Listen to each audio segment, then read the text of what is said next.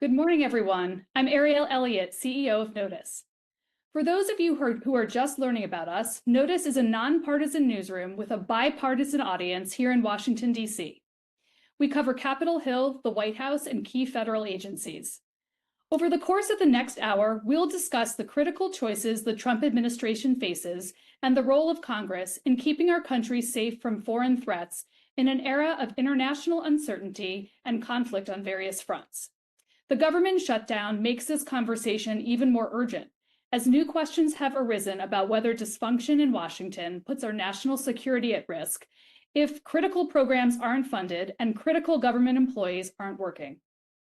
At a time when Republicans and Democrats are not talking to each other much on Capitol Hill, NOTUS is very proud to welcome a member from each party to our virtual stage for a bipartisan conversation. And both Congressman Don Bacon and Congressman Jason Crow are military veterans, so they are uniquely qualified to talk about this topic. We'll also talk with former Senator and Defense Secretary under President Obama, Chuck Hagel. He will react to President Trump's leadership approach and outline what he would be doing differently were he in the cabinet. We will leave the time at the end of each sessions for Q&A from the audience, so keep thinking of questions and you can put them in the chat. Before we get started, I would also like to thank our underwriter, Issue One, for supporting our live journalism at NOTUS, and I'm pleased to introduce Nick Penniman, Issue One's founder and CEO, for some framing remarks. Nick, over to you. Thank you, Ariel. It's great to see you and everyone here. Great to be working with NOTUS on this, and thank you so much for the congressmen who are coming to talk. Listen, there's no denying the moment that we're in. We're living in a time of great strain when the guardrails of our democracy are not as strong as many of us once believed. But the challenges we face today did not emerge overnight. They're not the fault of one man or one moment. For decades, Congress has failed to rein in executive overreach. Lawmakers of both parties have steadily ceded power to the presidency. Over time, the balance of power has tilted in ways that the founders warned us about, leaving us with an executive branch far more powerful than the Constitution ever envisioned.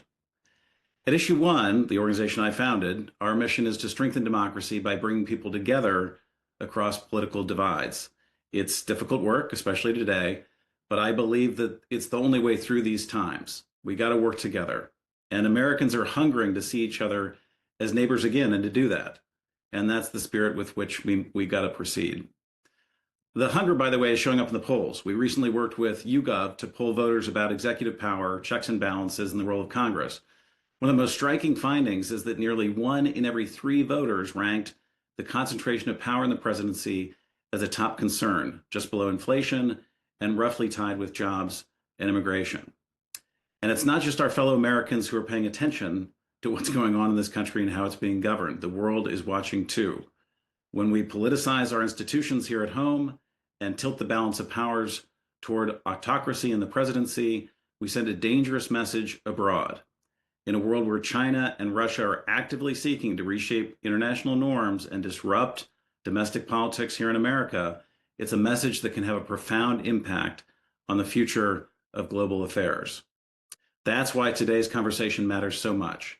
2 members of Congress, 1 Republican, 1 Democrat, and then another Republican after them, sitting down to engage, to listen, and to seek common ground. That's what Americans want to see, not shutdowns, not strife.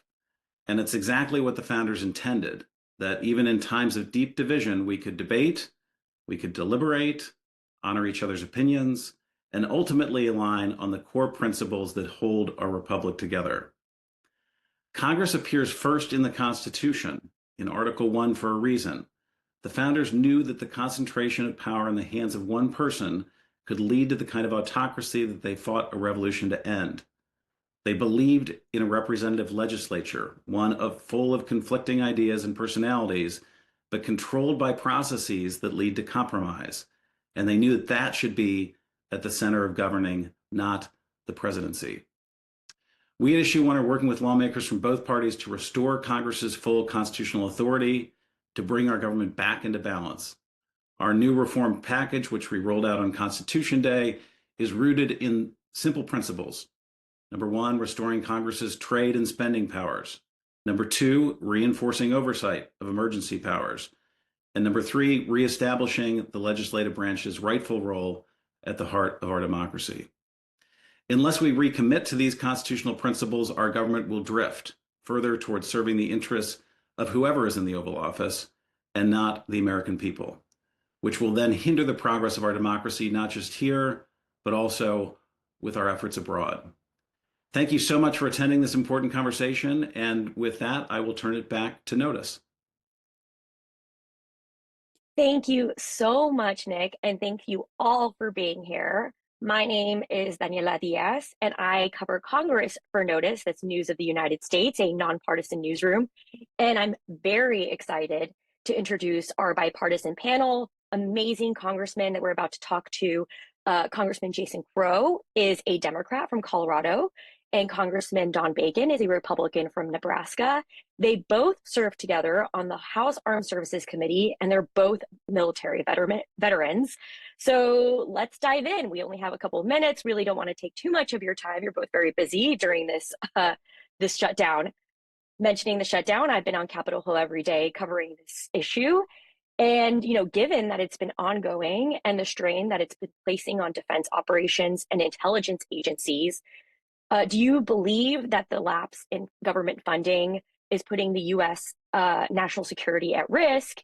And if so, who bears responsibility for that vulnerability? And we can begin with you, Congressman Crow, in that question.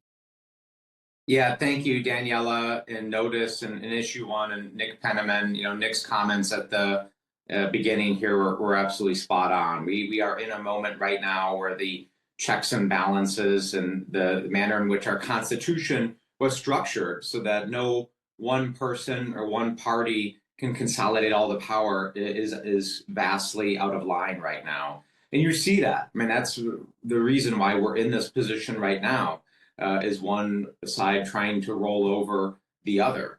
And I look at this shutdown, which is a terrible travesty of governance, right? The fact that we have civil servants who have dedicated their lives to this country who are not being paid. We're on the verge of troops not being paid, all of which is happening in the context of us actually not even debating and voting in Washington, right? The majority has shut down the House of Representatives for weeks now. We are not in Washington doing that work, debating, voting. We deserve to be having that discussion. And that's my first call. You have to negotiate a resolution to this. Every single year I've been in Congress, there has been a bipartisan resolution to the appropriations bills, because I have always served in a narrow majority. Right? It's always been either a narrow Democrat majority or a narrow Republican majority. And when you're in a narrow majority, the only way out of these situations is a bipartisan compromise. But the first step to that is talking and negotiating and debating, which has to happen. So yes, the longer this goes on, this does have national security implications. I mean, how can it not, when you have a situation where 300,000 civilian employees for the Department of Defense, these are the people that keep the grocery stores operating, that provide daycare for the children of our service members, that provide their dental care, their medical care, all the support services at these sprawling bases and facilities where our service members and their families live. Many of them are furloughed or working without pay. So the distraction to our service members is real and deep and will only get worse as time goes on.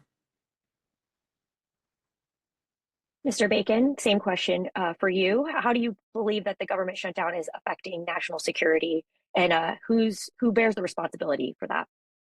Well, I do think over time it will have an impact if we stay closed for much longer than what we have right now. So I think in the short term, not a significant impact because most of our military is still working, but in the long term it would. And I would agree with my friend Jason that the appropriations process is supposed to be bipartisan, and it requires that. You need 60 votes to pass an appropriations bill in the Senate. And I really think that's where the Democrats should have focused, in my view. The continuing resolution, 99% of the Republicans voted for it. It's the same spending levels that we had under Joe Biden. And it's the same bill the Democrats voted for 13 times there. And I would say 98% of the Democrats voted against it. And so you need 60 votes in the Senate, right? So 3 Democrats have voted to keep government funded. The remaining 45 have not there. But I do think, to Jason's point, this really is about the appropriations bill that we're working on right now. And we have an opportunity to get some extension of the ACA tax credits in this appropriations bill. Most Republicans want some of it. We'd like to have income caps. We don't think somebody earning $600,000 should get the ACA COVID era tax credits, but we could maybe cap it at 150,000 or stagger it down from there. And we also would like to ensure the individuals are getting it, not the companies, the direct credit money. But this is something we can negotiate in the appropriations process. We got to have a compromise that enough Democrats will vote for. I really think this was the area that I would have recommended to Hakeem Jeffries and Leader Schumer, that they should have put their emphasis there on what they wanted to get, and versus a CR that they voted on 13 times, the identical CR. So I do think the bigger issue here is, and I empathize and put myself in other people's shoes. The President Trump has acted arbitrarily, whether it's rescissions, whether it's tariffs that he's put on without congressional support. I oppose the tariffs, by the way, and I think some of the Democrats are voting no because of the ACA tax credits, which we can easily fix in the appropriations bill. But I think a big chunk of this is just anger at the president. But what are you going to do? You can't keep the government shut down for 3 months or 3 years. I think they're going to have to work with this president. He won, and and I've had to do the same thing. I don't always agree with the president, but I'm working my best to get him where I think he should be on Ukraine, tariffs, and so forth. So I think that, just to close on this, where we got to get an agreement is in the appropriations bill. And the Democrats have the opportunity, if they don't like the final solution, to vote against the appropriations bill. And I think that's where the work should have been done here versus the CR. If I may respond to Don, my friend Don, for a moment, Daniella. I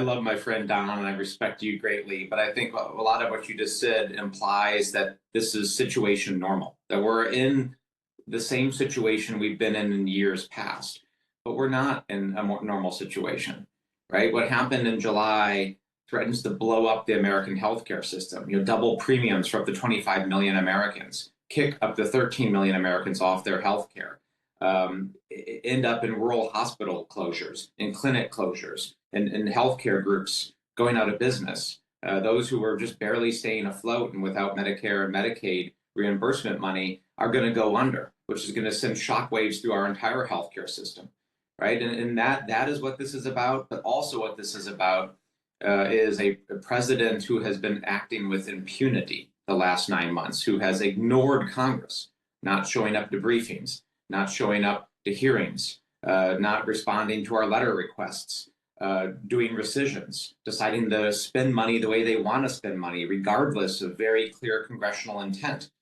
deciding to roll back important programs like the Baltic Security Initiative that my friend Don Bacon has led for many, many years as the co-chair of the Baltics Caucus, sending troops into American cities unlawfully without authorization, strike after strike after strike without congressional authority or consultation. How in God's name would somebody expect us to send more money to this administration and give them a blank check if in the last 9 months all they have done is ignore Congress, ignore our authority, and spend money however they want to spend it, regardless of what the clear intent is?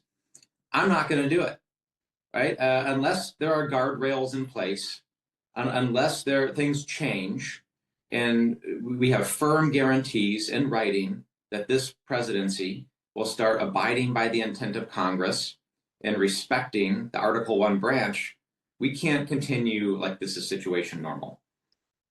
Well, pulling on that thread. But to be clear, he's admitted ahead, this is the Democratic shutdown. They're shutting the government down because they're mad at President Trump. I don't think that's fair for the hundreds of thousands of employees. And we have an opportunity to pass some of what Jason wants in the appropriations bill itself, but to shut the government down, I mean, the other side's offered no way out of this other than a 3-year shutdown, because that's how long you have President Trump left. And on the healthcare debate, I do think we have a Republican bill to extend the ACA tax credits, for example. There's grounds that we can work together on this. But on the reconciliation bill, 90% of the cuts or the savings in Medicaid are work requirements for able-bodied adults, healthy adults without children. And it's a requirement to work 20 hours a week or look for a job or volunteer or take classes 20 hours a week. 72% of Americans support this. So we got to be clear when we're talking about not supporting the Medicaid actions that were taken in the big, beautiful bill. It's really what they're targeting is the work requirements. And 3/4 of Americans support it.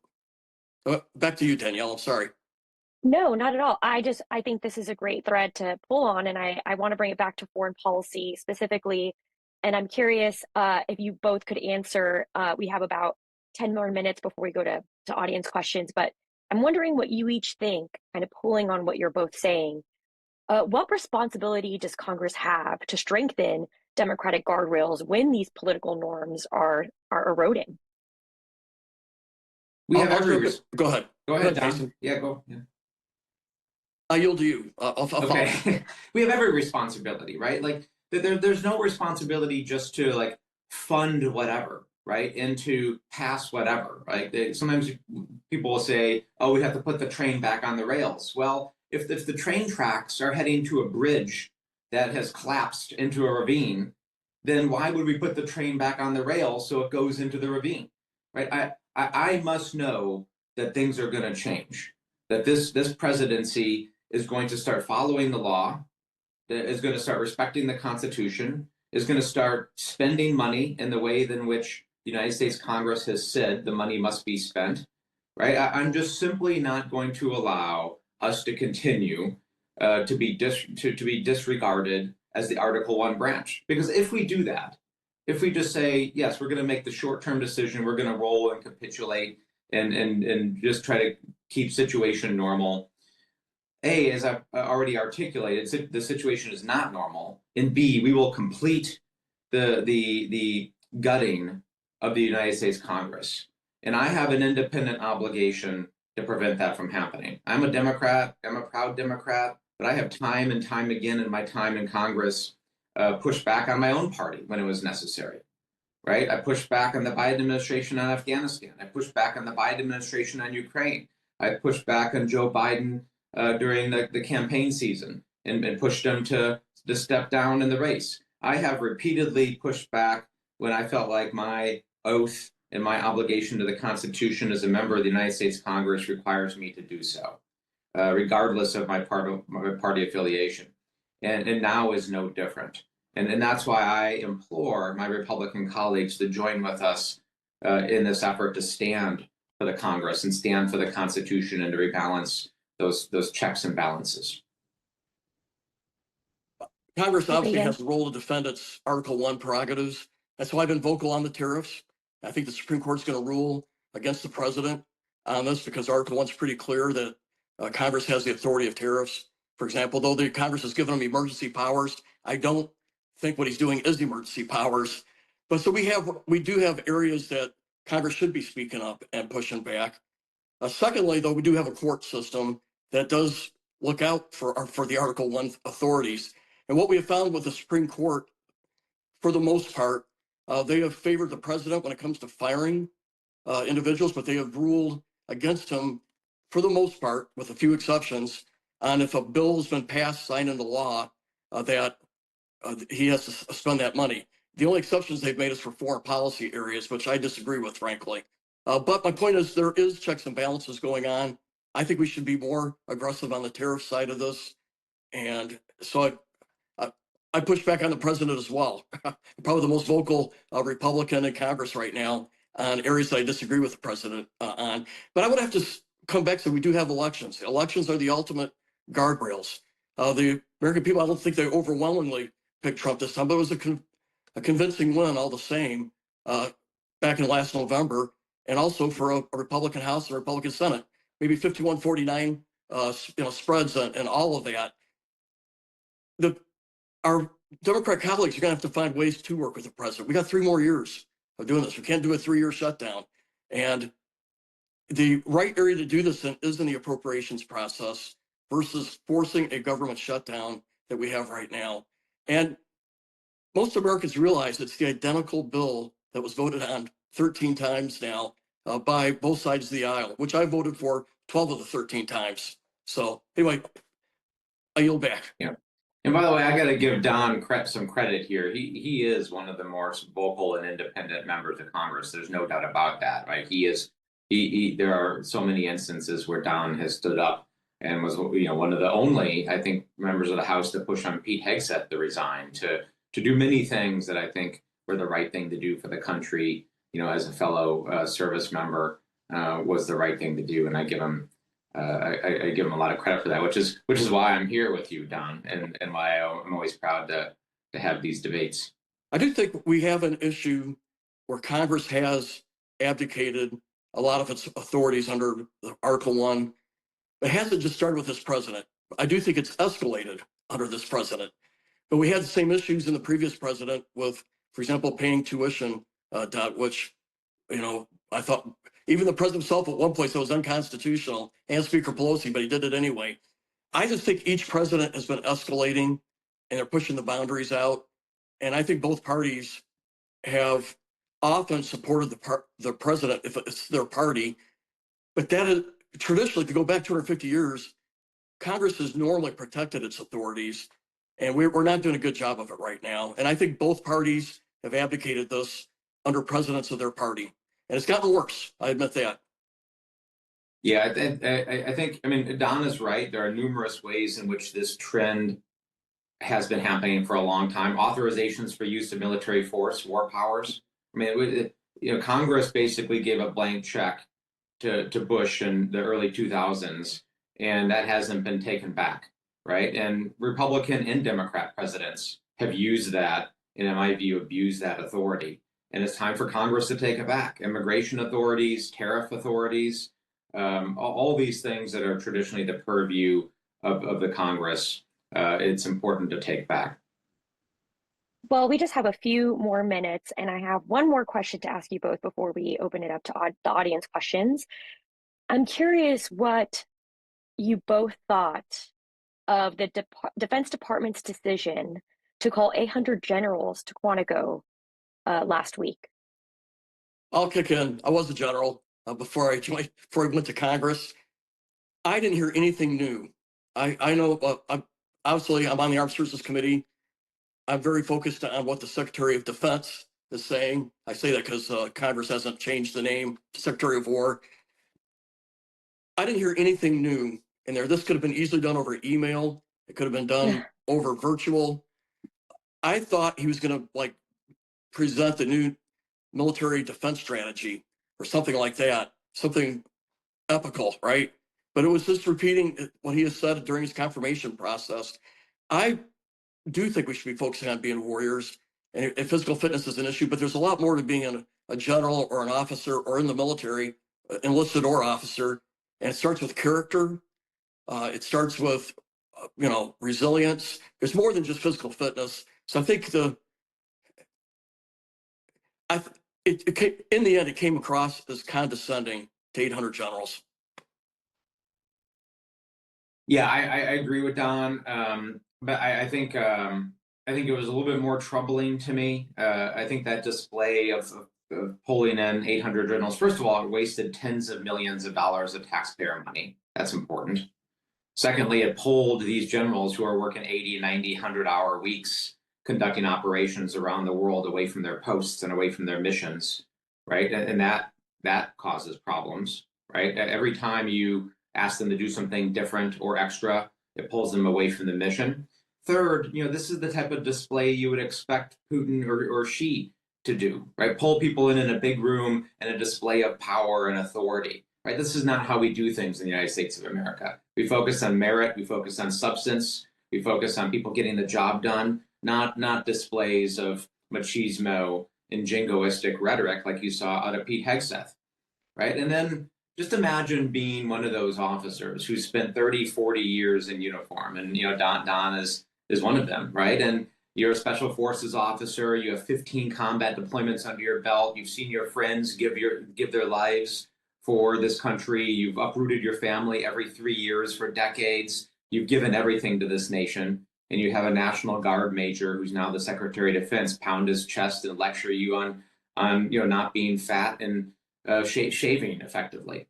I mean, it's horrible in its own right, but then you add on top of it the fact that Donald Trump got up there and talked about we talked about insurrection. He talked about going to war against American cities, and those generals might have to be prepared to do that. That is dangerous. It's dangerous rhetoric, and they're trying to normalize things that are un-American, that should not be happening. And I, for one, am not going to allow it to be normalized.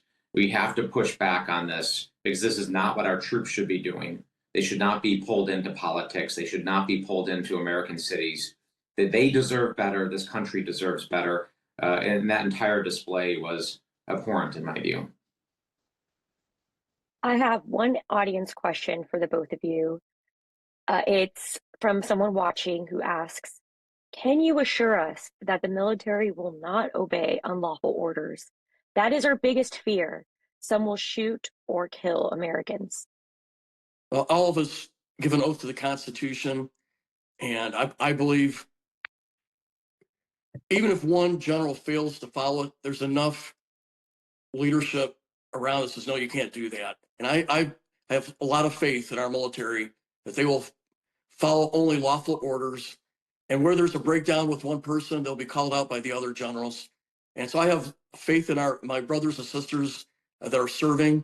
And I do think that there's been a little bit of a tactic by this administration, which I've also called out. They fired, the chairman of the Joint Chiefs. They fired the Chief of Staff of the Air Force. I'm going to his retirement today. The Vice Chief of Staff of the Air Force, the Navy CNO. I do think there's a little bit of messaging to the leadership that, hey, we're in charge. You better listen to us. But even with that, I know the current chairman of the Joint Chiefs, he would not do an unlawful order. He's a good man. And even if wherever you have a breakdown, the others would fill in and say, no, we're not going to do that. So I have total confidence in our military and following the Constitution. Yeah, I mean, I share one part of what Don says here. There are incredible men and women. I know them well. They're people of character and integrity, and I'm less worried about those folks who are, 30, 40 years in, whose integrity and leadership and style has been well shaped and formed right now, than I am the message that's being sent to the lower ranks as they recruit new soldiers. They bring people in. They are very clearly trying to change the culture. And the structure of our military, starting at the lower ranks. And, I think, as a member of Congress that sits on the Armed Services Committee, and Don does too, we have an obligation not just to trust, but to ensure, right? My obligation is to make damn sure that the law and the Constitution is followed, which is, again, why I'm not acting like this is a normal time, because it's not. The things that are being said by President Trump are not normal. The things that they're doing to weaponize the DOJ are not normal. To indict their political opponents are not normal. Let's not forget that Donald Trump, I'll always work with a president if that president is working in good faith, regardless of party. But it's Donald Trump that has called me an enemy of the state. It's Donald Trump that has said that you shouldn't work with Democrats. He actually said that. He went on a TV show and said, don't work with Democrats. We're going to do this alone, right? He's the one who said that, right? Not us. So, the burden is not on us to, quote unquote, work with them. He has to work in good faith and stop this rhetoric and stop these actions. So, yeah, I have a lot of confidence in our military commanders, but confidence is not enough because I swore an oath to build the military. Our Constitution says that the Congress builds the military. And then we also have to ensure that it's carried out in compliance with the Constitution. And that's, again, why I'm not acting like this is situation normal right now. Thank you both for that answer for our audience question. I do have to wrap it up quickly, but I have one more question. If we could do a speed round for the two of you, trying to get as many questions as possible for this amount of time that we have together. I'm wondering if you both trust Trump's Israel-Hamas deal to hold, and what role do you believe Congress should play in enforcing this? Well, the most important thing from my perspective is to get the 20 live hostages back and the 28 remains there. I think and I hope that happens Monday or Tuesday. To me, that's most critical. These individuals have been starved, tortured, and their families have been heartbroken. I've met with many of them. So that is, to me, the most important thing. The second most important thing is Hamas cannot remain in power in Gaza. And I think that part is probably what I'm less confident that Hamas will follow through on this. Just to be candid, Hamas would rather be dead than have peace with Israel. And that's been my experience with them. Yeah, I mean, I share what Don just said. In no order of priority, the issues are getting the hostages back, ending the fighting and the killing of civilians, and the starvation in Gaza, and we should include the West Bank in that too, and ensuring long-term and lasting security for the Israelis and the Palestinians, and that both sides have a right to exist, to be safe, and to live in dignity and in self-determination. And both sides need to have a secure state, and we need to figure out what that looks like for the Palestinians, because they must have self-determination in a state as well, just like Israel has the right to exist and the right to defend itself. So all of those things are important and must happen in short order. But do I trust Donald Trump? Hell no, I don't trust Donald Trump. Well, why would I, given what's happened, trust Donald Trump?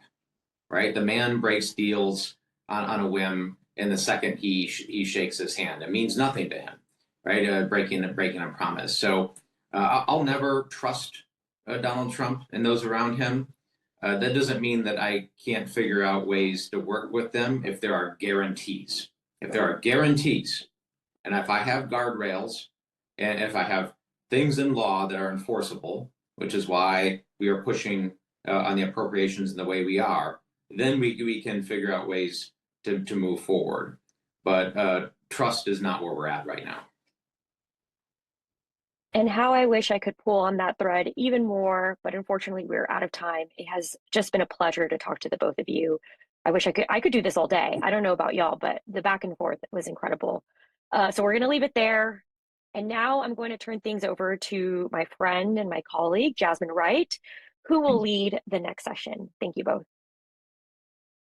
Thank you so much, Daniela. That was absolutely fascinating. I could have watched it all day, but we are moving on. Thanks everyone for being here, for staying with us. I am pleased to be joined by former Nebraska Senator and the 24th Secretary of Defense, Mr. Chuck Hagel. Hello. Hello.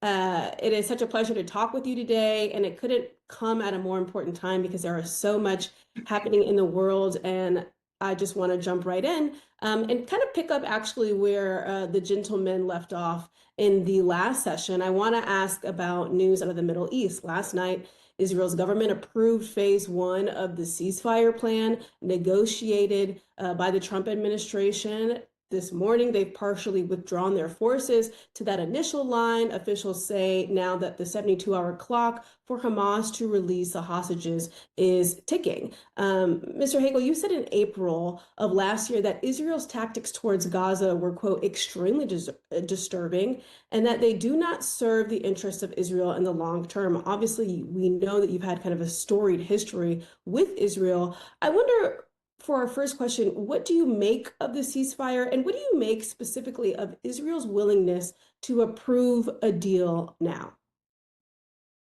Well, thank you for having me, and also I appreciated the two guests you had on before, both the congressmen who are good friends and great public servants and have been throughout their careers. As to your question, we'll see. We'll see where this goes. I mean, what's happened on both sides, and have this war be prolonged for over 2 years, where over 67,000 Palestinians have been killed, a third of those children, starting with the massacre, depravity of what Hamas perpetrated on Israel 2 years ago. No excuse for any of that. But I am hopeful, like we all are, that the first step in this process will begin and hostages released early next week. Build on that trust, build on that confidence that the next steps can be taken, so that there's some future, because that's what it's all about. I'm a believer in a two-state solution. Netanyahu has said he does not, as his cabinet has said that. But I think that's the only way for peace and for a future in the Middle East, because it's not just the Palestinians in Israel, it's the entire Middle East, and it drags in the United States and everybody else. So I'm hopeful that this will continue and the success of this begins early. Again, I'm hopeful next week with the release of the hostages, and we build. I wonder what you make of Israel's willingness to approve a deal now, though. I mean, you just said that Netanyahu has been very vocal that he does not believe in a two-state solution. So how do you actually have a long-lasting peace without that? Well, obviously, the pressure put on Netanyahu by Trump, by the United States, by other countries, that cumulative pressure, I think, has put Mr. Netanyahu in a position where I don't think he's got any choice. He's isolated Israel in the world. You look at the United Nations, you look at the Arab nations, it doesn't make any difference where you go. Israel is isolated. And I think he understands that. And I think President Trump probably put it to him that way. This is what you're going to have to do. Now, that question is the real question. Once the real hostages are released, that phase one part of this long-term process, will Netanyahu follow through on the rest of it? We'll see. Yeah, I mean, that leads me to a great point. I wanted to ask you, because President Trump supporters and even some critics in praising them at least getting to that first phase of that 20-point plan have basically said that no other modern president, including your former boss, former President Barack Obama, could have gotten this deal done. They cite things like his unconventional personality, his unconventional way of diplomacy, his ability to strong arm people into a deal as a reason why he alone could have gotten this done. As somebody who has worked for another president, Mr. Hagel, I wonder if you believe that is true. Well, I think all those pieces are in play here, but also the timing. I mean, you go back to past presidents, other than Biden, who was president when this Hamas incursion occurred. You've never seen quite like what has happened under other presidents or at the time of other presidents. So the timing on this is one thing. The other dynamics that you mentioned, Trump style, certainly is another. But in world affairs, like in anything in life, timing is critical. Yeah. Timing to be able to do something that you could not maybe have been able to do 10 years ago or 5 years ago.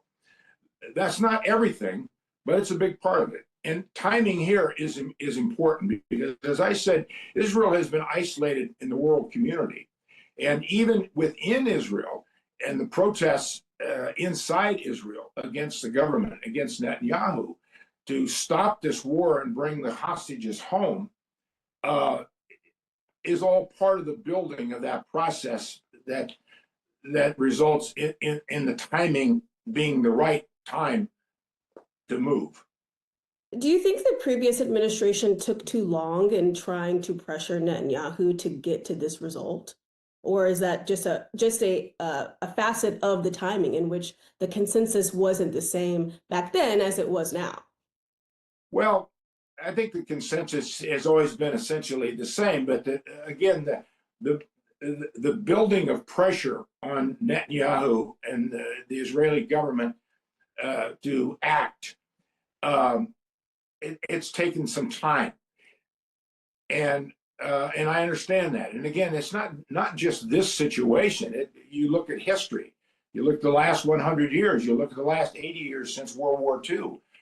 That's always a factor in these situations. But I think in this situation of communications of modern day, of the history since 1948, of the establishment of Israel and the promise of a two-state solution and all that's happened since then, that's built into this as well.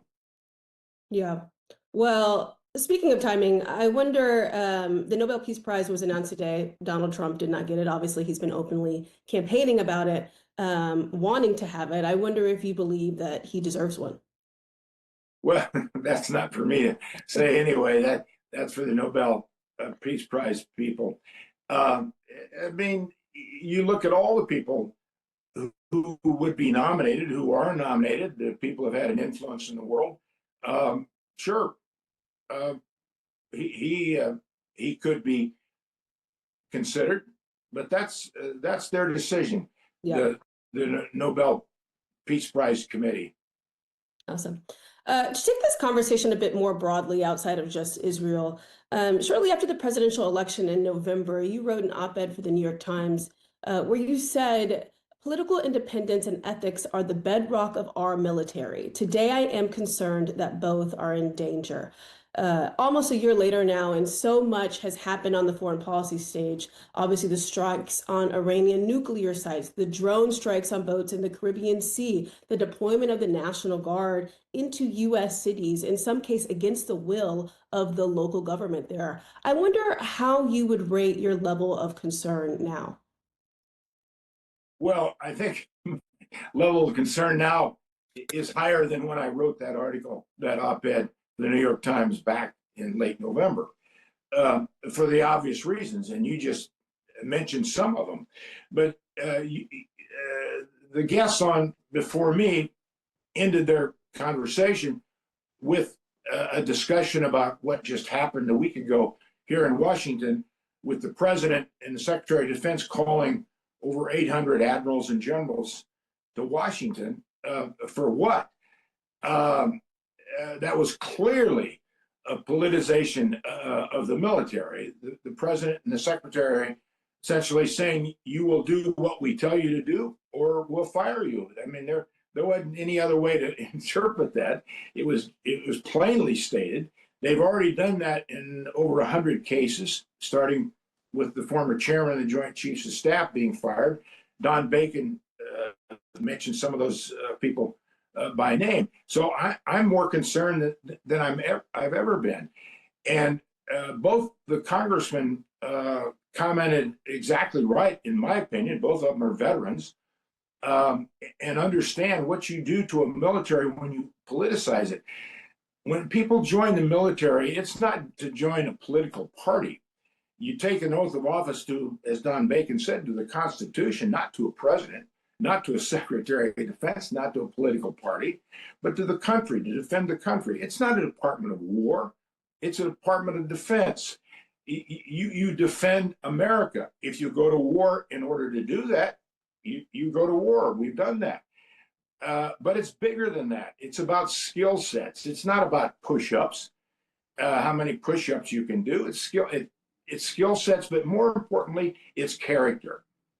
That is the bedrock of everything, character. And you want military people who are, first of all, professional, obviously, at every level, but you want people who have character and care about the country. So I'm more concerned today about the politicization of our military than when I wrote that op-ed. Yeah, I want to come back to that point, but there's something that the congressman in the last session mentioned that you just touched on, which is the powers that Congress has. You were obviously a senator for more than a decade. I wonder how you see the role of Congress in authorizing the military force as it stands today. Do you believe that Congress has ceded some of its authority to the executive branch? I mean, you can take obviously the boats, the drone strikes on the boats in the Caribbean Sea, and Congress members questioning what the evidence for that is. They weren't clearly giving any oversight. I mean, I wonder what you make of that question of whether or not Congress is actually holding on to the authority in which they are given by these different laws and vehicles. I do believe that the Congress has not fulfilled its constitutional role in Article 1 of the Constitution. When you read that article, and by the way, I would occasionally take the floor of the Senate during the debate on Iraq, whether we should go into Iraq. And when I was told by some of my Republican colleagues in debates that that's a presidential decision, that's not a congressional decision, I would read Article 1, parts of Article 1, on the floor of the Senate in a speech that talks about the responsibilities of Congress for our armed forces, for foreign policy, starting with appropriations.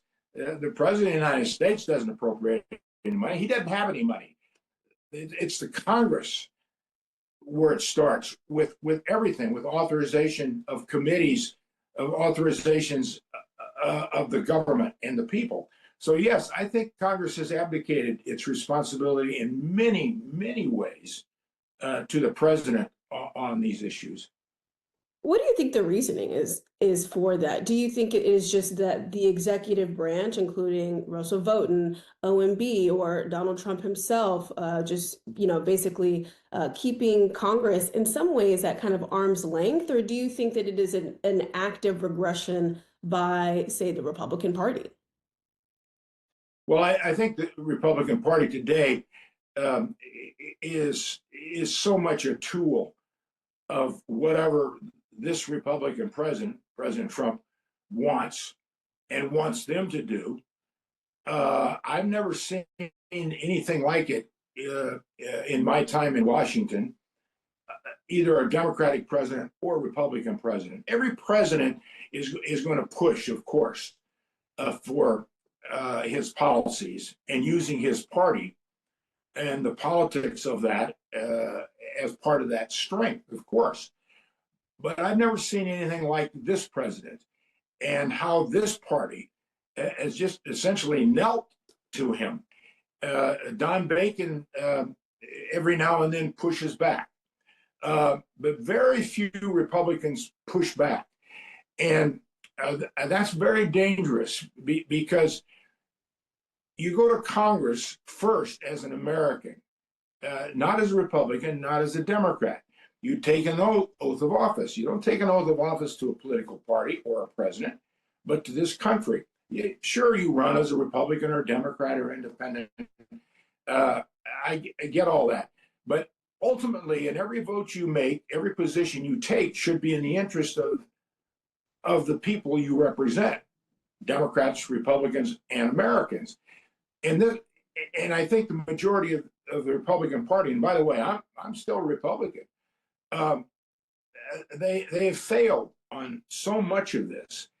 And I hope they find some new courage, and I think they will, because I think this president, if he keeps going in the direction he's going with an authoritarian bent, is going to force some of these Republicans to stand up and push back. And I hope they will. Who in the party, in the Senate or in the House? Obviously, we heard from Don Bacon just a few minutes ago, but who in the party do you think is primed to make that stand right now? Well, I'm not going to get into the names, but there will be, I hope, I believe, some Republicans in both the House and the Senate that will start to stand up, that will start to push back and say, this is not in the interest of our country, whatever the issue is.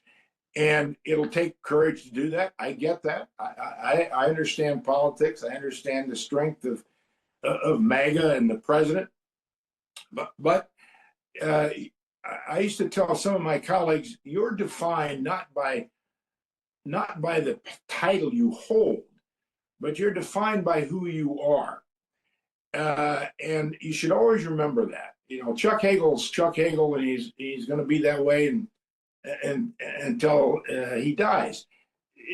Chuck Hagel is not a former Secretary of Defense or a United States Senator, as by definition. Yeah, he did those things, but you got to remember, you are who you are, and that's how you're going to be remembered. And you should never forget that. And I think sometimes we in politics get consumed with our titles and the present and don't remember what I just said. Yeah. I want to go back to what you talked about of politicizing of the Department of Defense. How would you grade the current Defense Secretary Pete Hegseth's performance right now? Obviously, you have sat in that very honorable role. I wonder what you would say, and I wonder, do you have any relationship with him? Have you offered him any help in his tenure? Kind of go into all those details for us. Well, I don't know him. I've never met him. I mean, obviously, if he would reach out to me, I mean, other secretaries have. I've reached out to former secretaries when I became a secretary. I knew some of them. In fact, I knew all of them. I used to have some of them in for lunch, and so it was not unusual for me to call them and talk with them. And I sought their advice. I think any of us who had those jobs and know how tough they are, if anybody, it doesn't make any difference, Republican, Democrat, if they call and ask for advice, you're going to help them. Of course you are. I've never heard from him, and I don't know him. I think what I've seen and what he's done over there, I would completely disagree with. Starting with what we just talked about a few minutes ago and what happened in Quantico this week, a few days ago. I mean, you can't treat people that way, but you especially cannot treat professional, nonpartisan military the way they have been treated. Just arbitrarily firing the chairman of the Joint Chiefs of Staff, making these wild assumptions, pronunciations that, well, you're all where you are because of your color, or because you are a woman, or because you are a product of DEI or wokeism, which he's taken an axe to that at the Pentagon. And by the way, I don't believe that any of that is true. I mean, I saw how people were promoted at the Pentagon, women, minorities, others. They were promoted on their experience, on their capability, on the job they've done, on who they are. So I would disagree with Hegseth on almost everything I've seen, but most importantly, how you deal with the people over there, and the professionals who devoted their lives to defending this country. Yeah. A quick follow-up, and then I'm going to get to an audience question. But I mean, in that speech, and I think over the last 10 months, Hegseth's position has been it was the prior administrations, the Biden administration, the Obama administration, that, in his view, weakened the military, allowed wokeism to come in and derail the ability for the military to be at its best. I know you say you disagree with that, but I wonder, these are attacks on the work that you did, in addition to other folks as DOD. I wonder if you find that helpful to the military, even if you don't find that to be true. Our military is the most lethal, the most professional, the most skilled military in the history of man. Anyone who tells you that it's not lethal enough because you're too fat, because you can't do enough pull-ups and push-ups, or because you're a woman, and women just unfortunately can't compete with men in physical activity. Any saying of any of that is just not true. When you're in the professional military, yes, physical fitness is important. Of course it is. But it's skill sets. As I said before, it's character. It's all these different dynamics, how you use technology, how you use artificial intelligence, how you lead, how do you get along with others. I mean, 20 skill sets that go into this. And I don't think anyone's administration, whether Republican or Democrats in the past, have weakened our military. I think our military has been strengthened year after year after year, and it's been strengthened because of good people, because of leadership, because of the example of the kind of leaders that we've had, fortunately. Chairman of the Joint Chiefs of Staff, but all across the board. And as we have promoted minorities, as we've seen women rise to the CNO of the Navy, head of the Coast Guard, that's been based on skill sets. And so our military today is more diverse, it's stronger, it's smarter, it's more skilled, more lethal than it's ever been. Yeah. Let me turn to an audience question for somebody who is watching. They say, how likely do you think it is that President Trump will invoke the Insurrection Act to quell protest in U.S. cities? If this happens, what do you think the military community and democracy advocates should say in response? And I'd add, should do in response. Well, I hope the president does not move toward using the Insurrection Act. I mean, other presidents, as you know, have used it in specific cases. But what we've seen so far in how he's used the National Guard going into Los Angeles to start with, Portland, Memphis, what he says about Chicago, he says things that are not true. The cities are burning, is out of control. The military's role is not law enforcement. There are times, and I think appropriately so, when Eisenhower used the National Guard, when LBJ used the National Guard, George H.W. Bush in 1992 used the National Guard for very specific reasons. But we don't have those reasons today.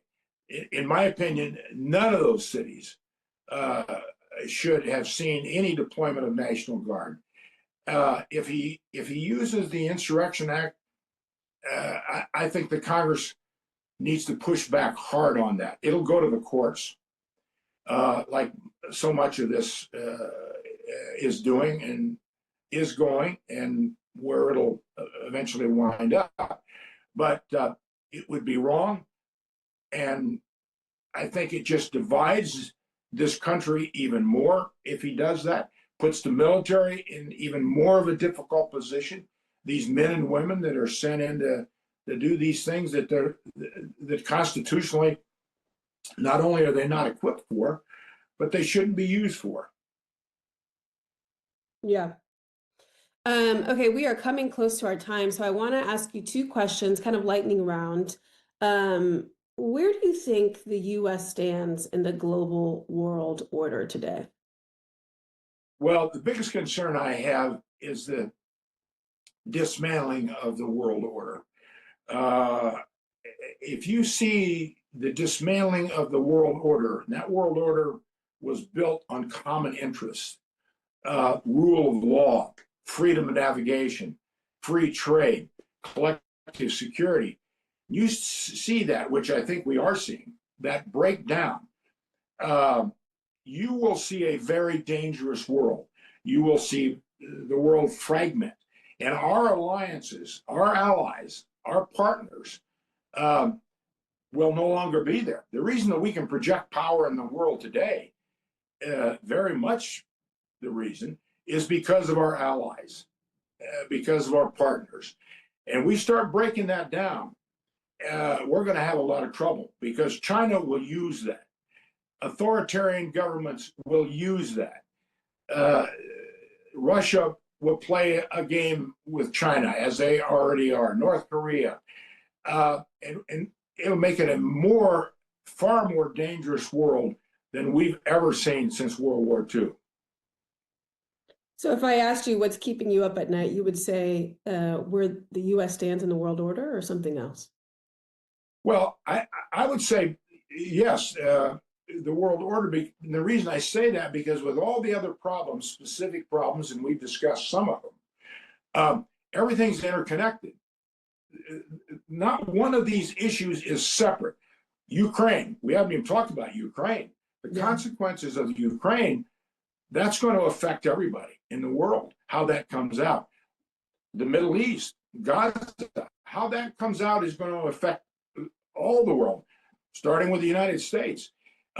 Tariffs, all that's going on, artificial intelligence, technology, especially technology without humanity, so dangerous. So yeah, if there was just one thing, I would say the dismantling of the world order, because everything is included in that. My last question before I let you go is what type of weaponry would you be sending to Ukraine right now?